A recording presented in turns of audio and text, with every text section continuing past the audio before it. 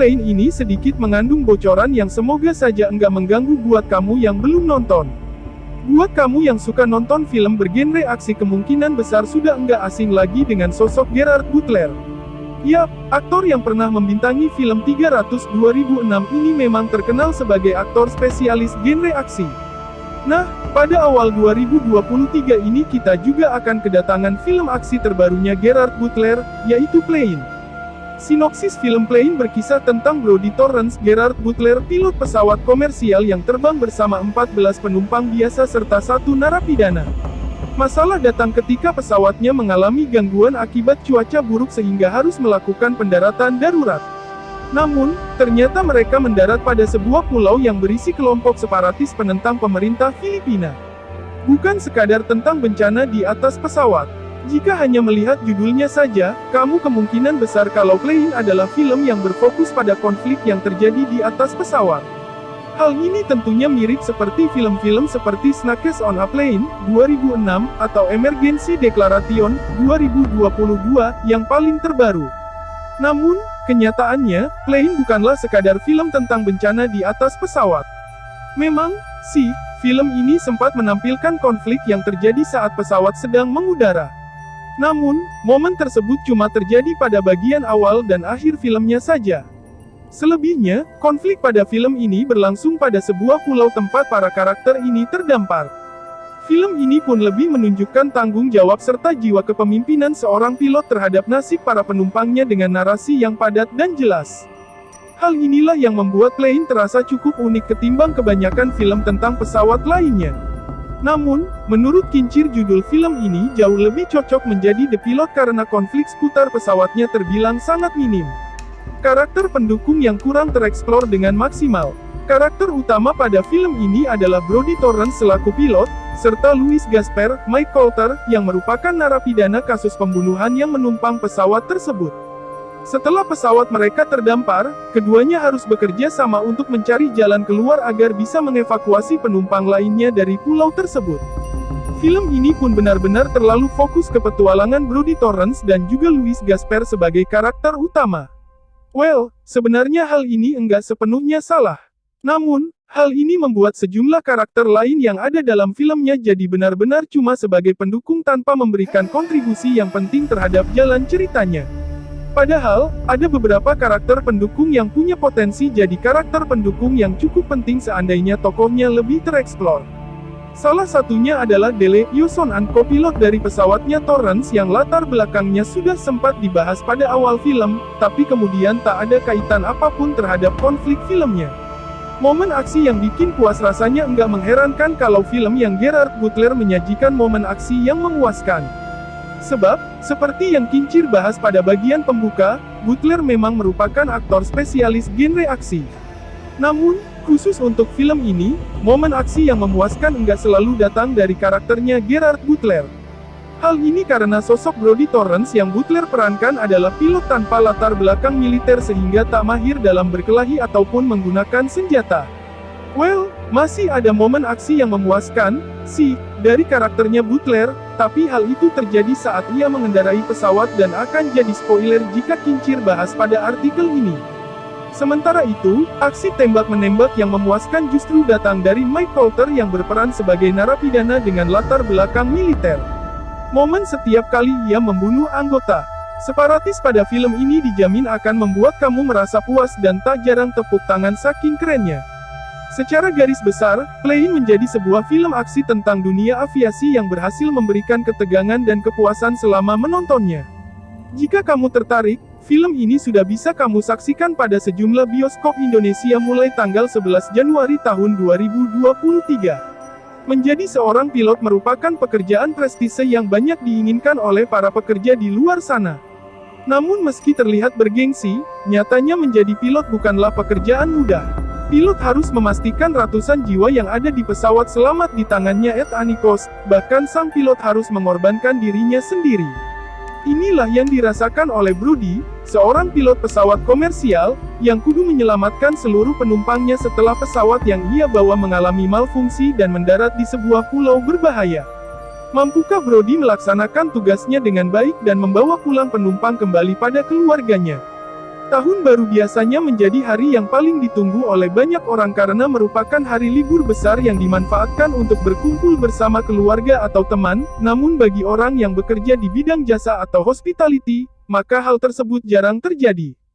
Mereka semua akan tetap bekerja demi membantu pelanggannya. Hal ini dirasakan oleh pilot dari maskapai Trailblazer bernama Brodie Torrance Gerard Butler. Ia harus memimpin penerbangan dari Singapura ke Tokyo selama 6 jam penuh bersama beberapa rekannya yang lain yakni kopilot, Samuel Dele, Yoson An kepala pramugari, Bonnie, Daniela Pineda, dan flight attendant lainnya. Meski demikian, Brodie berjanji pada anak gadis semata wayangnya, Daniela Haley Hacking, untuk tetap bisa berangkat ke Hawaii setelah menyelesaikan tugasnya dan berlibur bersama dengan anaknya itu. Setelah semua dirasa beres, pesawat pun siap lepas landas. Ada informasi badai namun pihak darat mengatakan itu tidak masalah. Penerbangan TRAILBLAZER dengan nomor 119 pun berlangsung. Hanya ada 14 penumpang yang ada di dalam pesawat, termasuk salah satu narapidana ekstradisi pembunuhan yang akan diangkut ke US setelah transit di Tokyo yakni Louis Gaspare, Mike Colter. Narapidana tersebut dalam pengawasan penuh semua kru penerbangan. Setelah 19 menit mengudara, badai yang diinformasikan sebelumnya menghadang sehingga turbulensi dirasa sangat keras. Ini membuat Brodie harus menghindari badai dengan naik 40.000 kaki dari batas cruising pesawat. Baru saja bernafas lega karena dirasa aman, petir menyambar dan menghanguskan avionik sehingga hilang kendali. Brodie dan Dele bersiap untuk segala kemungkinan. Mereka hanya mengandalkan kekuatan baterai darurat pesawat mengingat mesin tidak bisa hidup. Awalnya mereka memutuskan untuk mendarat di air, namun karena gelombang sangat besar mereka akhirnya mendaratkan pesawat di sebuah pulau asing. Pulau tersebut merupakan pulau terpencil yang berada di kawasan remote Filipina bernama Jolo. Saat pesawat berhasil mendarat meski harus membuat 2 orang tewas, 1 pramugari dan 1 polisi pengawas narapidana, Dele lantas mengatakan pada Brodie bahwa pulau tersebut sangat berbahaya setelah melihat peta. Pulau tersebut dimiliki oleh militan yang benci pada pemerintahan sehingga membuat pemerintahannya sendiri. Seluruh penduduknya ganas bukan main dan doyan membunuh apabila tuntutan mereka tak terpenuhi. Bahkan pemerintah Filipina tidak mau ambil pusing dengan bangsa Pulau Jolo tersebut. Apa yang ditakutkan ternyata benar terjadi. Begitu semua penumpang diminta turun dari pesawat dan diam di tenda darurat sementara Brodie dan Louis pergi mencari bantuan, pasukan militan Pulau Jolo yang dipimpin oleh Datu Junmar Evan Den Taylor datang menyergap dan berakhir menyandera semua orang. Brodie dan Louis yang kini bekerja sama harus putar otak bagaimana caranya supaya mereka bisa menyelamatkan para penumpang yang ada dalam bahaya sedangkan mereka berdua jelas kalah jumlah dan senjata dari pasukan Junmar. Brodie dan Louis benar-benar kehabisan waktu karena 2 orang penumpang sudah mulai dibunuh. Brodie dan Louis akhirnya berusaha melumpuhkan titik buta Junmar dengan melumat habis para pasukannya yang sedang bertugas satu persatu dengan diam-diam. Sehingga akhirnya Brodie bisa sampai ke tempat di mana para penumpang disandera. Brodie meminta semua masuk ke dalam bis dan akan pergi kembali ke pesawat. Mendengar mereka akan kembali ke pesawat, para penumpang menolak karena itu sama saja dengan bunuh diri. Namun ternyata Brodie sudah sempat berhasil menelpon pihak maskapai dan memberitahu keadaannya. Ia juga telah meninggalkan pesan di pesawat dan mengaktifkan radar setelah diperbaiki oleh Dele sebelumnya. Percaya dengan perkataan Brodie, mereka pun menurut. Satu persatu masuk bis. Namun masalah kembali muncul, karena bis tidak bisa lewat jalan utama mengingat Junmar dan pasukannya berjaga di sana. Tidak mau ambil resiko, Brodie pun menyerahkan diri dan menganggapnya sebagai tebusan terbesar karena ia kapten. Negosiasi yang dilakukan oleh Brodie dan Junmar ternyata tidak mendapatkan hasil sehingga Junmar memutuskan untuk membunuh Brodie. Di saat bersamaan, pasukan militan lain dari agen swasta milik maskapai Trailblazer datang membantu menyelamatkan Brodie dan lainnya. Pemimpin pasukan tersebut adalah Selbek Remy Adeleke, pemilik Trailblazer dan mantan perwira pasukan khusus yang bekerja untuk maskapai mengirimkan pasukan tersebut karena mengetahui kondisi Pulau Jolo. Aksi tembak-tembakan pun terjadi. Meski pasukan Junmar banyak, pasukan Trailblazer cukup terlatih sehingga bisa membalikkan keadaan. Dikendarai oleh salah seorang penumpang, bis pun melaju menuju kembali ke pesawat. Dele yang sudah sempat membuat pesawat bisa kembali beroperasi positif kalau pesawat bisa kembali terbang namun untuk navigasi belum bisa berfungsi.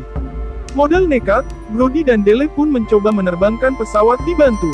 Seluruh pasukan Trailblazer pun masuk ke pesawat setelah berhasil melumpuhkan hampir semua pasukan Junmar. Louis yang tidak ikut karena ingin kabur dari tahanan membantu Brody mengamankan landasan. Pesawat pun berhasil terbang dan mendarat di Pulau Siasi. Semua penumpang pun selamat dan berterima kasih pada Brody. Di luar ekspektasi, begitu film dimulai, ada kesan murah mengingat setting dan pengambilan gambarnya yang kurang apik, apalagi pemainnya sekelas Gerard Butler. Namun begitu cerita sudah mulai berjalan, rasa murah tadi langsung hilang berganti jadi film super keren. Bukan karena sinematografinya, tapi karena cerita yang ditawarkannya. Sang sutradara, Jean-Francois Richet, berhasil membuat para penontonnya tahan nafas berkali-kali, mulai dari pesawat yang terjun bebas karena hilang kendali, sampai di mana Brody dan Louis mencoba untuk menyelamatkan para penumpang dari para militan sadis yang menggunakan keberadaan mereka sebagai sandera. Keren. Tokoh menyebalkan. Seperti sayur hambarnya rasanya kalau dalam sebuah film tidak ada satu tokoh yang membuat para penonton jadi darah tinggi. Nah, sang penulis cerita, Charles Cumming, pintar sekali memasukkan tokoh menyebalkan tersebut. Tokoh itu merupakan salah satu penumpang bernama Sinclair yang diperankan oleh Joey Slotnick. Dari awal ia masuk pesawat, kita sudah bisa melihat tingkah gilanya. Selalu berkomentar hal apapun, mengusik pramugari dan pilot bahkan membuat para penumpang lain kesal. Alih-alih bersyukur bisa mendarat meski harus ditawan, ia terus mengutuki Brody dan Trailblazer sebagai penerbangan pembawa sial. Duh, ampun deh, ending. Super asyik. Cerita dalam film ini punya ending super asyik, bahkan saat menonton film di bioskop banyak penonton yang tepuk tangan saking puasnya. Mereka sangat puas melihat adegan di mana Junmar yang hendak menembak pesawat dengan senjata RPG digilas oleh roda pesawat yang dikemudikan Brody sehingga pesawat bisa terbang. Rasa puas pun didapatkan ketika pesawat sudah mulai hilang tenaga akibat salah satu mesin kena tembakan pasukan Junmar, namun bisa mendarat tanpa membuat pesawat itu koyak atau meledak. Rasanya plong sekali. Kalian tidak bisa merasakannya kalau tidak menonton filmnya. Maka dari itu, buruan beli tiket nontonnya.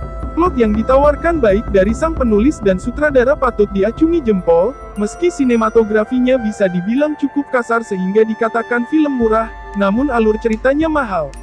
Secara garis besar film ini cukup layak menjadi rekomendasi film yang harus kamu tonton di awal tahun 2023. Skor 3, 9/5 dari Baca Terus.